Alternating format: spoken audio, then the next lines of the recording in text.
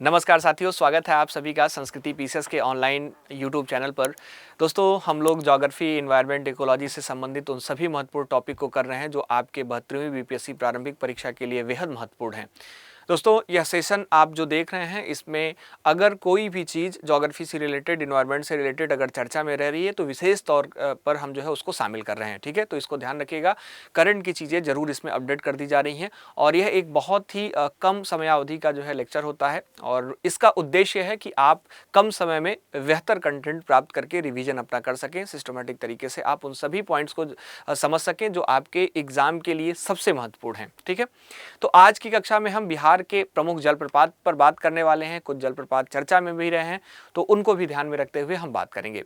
लेकिन दोस्तों, उससे पहले आप लोगों के लिए एक बहुत ही प्रमुख सूचना है। अगर आप संस्कृति आईएएस से जुड़ना चाहते हैं तो आपके पास एक शानदार मौका है। आप हमारे ऑफलाइन क्लासरूम कोर्सेज से जुड़ सकते हैं, ऑनलाइन लाइव कोर्सेज से जुड़ सकते हैं। अगर आप 3 मार्च 2026 से पहले हमारे यहाँ इनरोलमेंट कराते हैं, हमारे कक्षा प्रोग्राम से जुड़ना चाहते हैं जो ऑफलाइन क्लासरूम कोर्सेज है, तो इसमें आपको 20% का डिस्काउंट दिया जाएगा।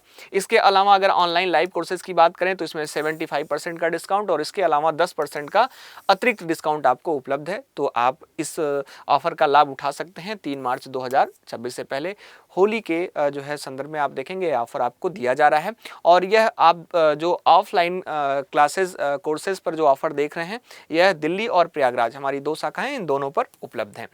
दोस्तों, अगर किसी भी प्रकार की आपको कोई जानकारी चाहिए तो यहाँ पर नंबर दिया गया है 9555124124। इस पर आप विजिट करके जानकारी प्राप्त कर सकते हैं। इसके अलावा आप हमारे वेबसाइट पर भी विजिट कर सकते हैं sanskrithies.com पर। यहाँ पर भी सारी डिटेल्स दी गई है। ठीक है, तो एक छोटा सा इन्फॉर्मेशन था दोस्तों। आशा करता हूं कि आप समझ पाए होंगे और कनेक्ट कर पाए होंगे। ठीक है, चलिए स्टार्ट करते हैं हम लोग अपने लेक्चर को।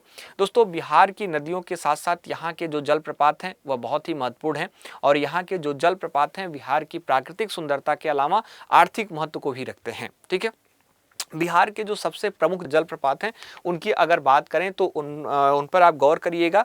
यहाँ कुछ नाम दिए गए हैं, इनको जरूर आप ध्यान में रखिएगा। जैसे ककोलत जलप्रपात नवादा में, धोवाकुंड जलप्रपात सासाराम में, दुर्गावती जलप्रपात रोहतास, तिल्हार कुंड जलप्रपात कैमूर, मांझर कुंड जलप्रपात सासाराम और तुतला भवानी जलप्रपात रोहतास। ठीक है, तो यह कुछ प्रमुख जलप्रपात हैं दोस्तों, मुख्य रूप से जो बहुत ही प्रसिद्ध हैं और यह जो है लगातार चर्चा में रहते हैं। इनसे प्रश्न भी पूछा गया है, आगे भी संभावना होती है कि प्रश्न पूछा जाए। ठीक है, चलिए तो हम सबसे पहले ककोलत जलप्रपात की बात कर लें इसकी और फिर उसके बाद एक एक करके बारी बारी से सभी जलप्रपात को देखने का प्रयास करेंगे, है ना। दोस्तों, अगर हम बात करें तो बिहार का सबसे प्रसिद्ध जलप्रपात है ककोलत जलप्रपात और आप देखेंगे यहाँ पर ककोलत पहाड़ी है, इस पर जो है यह स्थित है। नवादा जिला आपको ध्यान में रखना है कि नवादा जिले में जो है यह जलप्रपात आपको देखने को मिलता है। इसके अलावा यह जलप्रपात नवादा से 16 किलोमीटर दक्षिण में स्थित है। एग्जैक्ट अगर लोकेशन की बात करी जाए और इसकी ऊंचाई जो है सबसे महत्वपूर्ण हो जाती है। यह सबसे इंपॉर्टेंट पॉइंट है, आप इसको ध्यान रखिएगा। जो 47 मीटर ऊंचा है, लगभग 160 फीट के आसपास आपको इसकी ऊंचाई देखने को मिल जाती है। कोडरमा पठार से उतरने वाली जो 7 धाराएं हैं इसके संगम से ककोलत जलप्रपात का निर्माण हुआ है और इसके संदर्भ में जो नदी है वह ककोलत नदी, इसको आप ध्यान रखिएगा। ठीक है, बहुत ही महत्वपूर्ण हो जाता है और बहुत ही सिस्टमेटिक तरीके से आपको इसको कनेक्ट करने की आवश्यकता है।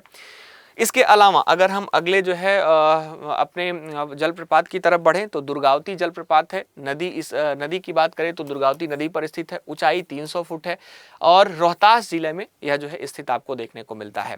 इसके बाद धुआंकुंड जलप्रपात की बात करते हैं। धुआंकुंड जलप्रपात के बारे में काऊ नदी का नाम आपको ध्यान रखना होगा, या काऊ नदी। ठीक है, और इसकी ऊंचाई 130 फीट है दोस्तों। सासाराम रोहतास जिला में यह भी आपको स्थित देखने को मिल जाता है। फिर अगले जलप्रपात की बात करें तो मांझर जलकुंड जलप्रपात दोस्तों सासाराम में यह भी है और सासाराम से लगभग 15 किलोमीटर की दूरी पर स्थित है। 110 मीटर ऊंचाई वाला जलप्रपात है और आप देखेंगे यहाँ पर गर्मियों के मौसम में लोग खूब आनंद करते हैं इस जलप्रपात पर। इसके अलावा तिलहर कुंड जलप्रपात बहुत ही महत्वपूर्ण है, या तिल्हार कुंड जलप्रपात, इसके बारे में थोड़ी सी इंफॉर्मेशन देख लीजिए। कैमूर जिला आपको ध्यान में रखना होगा। कैमूर जिला में भभुआ और अधौरा मार्ग पर स्थित यह जलप्रपात है दोस्तों और प्रमुख रूप से यह प्रपात दुर्गावती नदी के उद्गम के पास जो रोहतास पठार है उसमें स्थित है।